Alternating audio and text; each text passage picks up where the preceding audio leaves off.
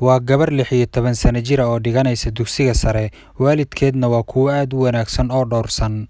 Iyadoo yar ayay xafiday Quraanka Kariimka, waqtigeeda ugu badanna waxay ku qaadataa salaad, Qur'aan iyo adkaar akhris. Waqtiga iskuulkana waxay isku daydaa inay saaxiibadeed waaniso si degan oo aadaab ku jirto, inay joogteeyaan wanaagga iyo cabsida Alle, iyo inaan lagu xadgudbin dadka kale. Waxaa fasalka la dhiganaysay gabar isla weyn oo aabaheed ka mid ahaa taajiriinta magaalada.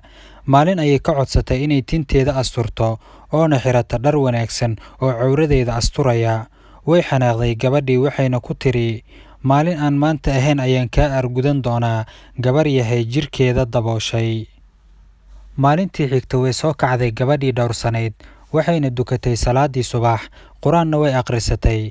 Kadibna waxay gashatay dharka iskuulka. Markii ay quraacatay ayay ka soo baxday gurigeeda.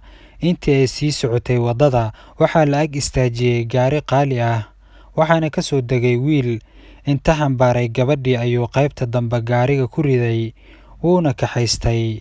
Qasri weyn hortiisa ayuu ku ag joogsaday, wuxuuna isku dayay inuu furo qaybtii dambe ee gaariga dhowr mar, laakiin ma uusan awoodin. Wuxuu u geeyay saaxiibkiis oo makaanig ahaa si uu ula furo, laakiin way awoodi waayeen inay furaan, maxaa yeelay qaybtii dambe ee gaariga waa isku dhegtay, sidii in la isku alxamay oo kale. Isla markaas wuxuu afduubihii ka baqay inay gabadhu dhimato.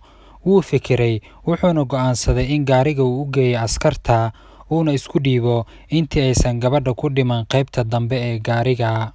Waxay isku dayeen askartii inay furaan dabada dambe ee gaariga, laakiin ma aysan awoodin. Mid ka mid ayaa wuxuu dhahay, waxaa keentaan shiiq ku akhriyo Qur'aan, wuuna furmi doonaa insha Allah.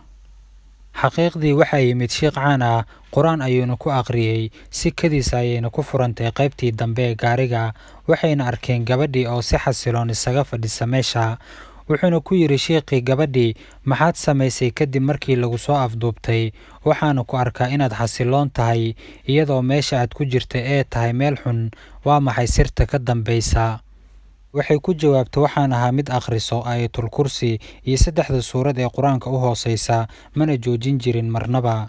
sirta xasiloonideedana alxamdulillaah waa anigoo salaada subax waqtigeeda ku tukan jiray.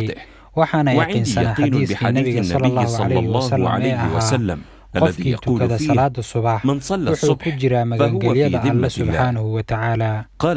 sheekii wuxuu dhahay, run baad sheegtay gabadhaydii, qofkii Alle la jira Alle ayaa ku filan. isla waqtigaas waxaa qirtay darawalkii inuu u shaqaynayay oo soo adeejisatay gabadhii isla weyneed, iyada ayaana fartay inuu u keeno gabadhan.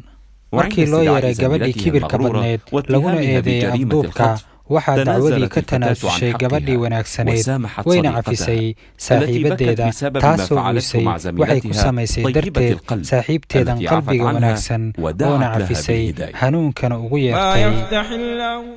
haddaba saaxiibayaal, waa wax iska cad, Alle ma hoojiyo qofkii ku kalsoonaada, mana cidleeyo qofkii dhab u qaata wixii la faray. waxyaabaha kale ee qisadan laga baran karo inoo soo qor si ay dadka kaaga faa'iidaystaan. muuqaalkan waa talo iyo tusaale cad, dad badan ayuuna anfacayaaye hadda inoo sheergareeya.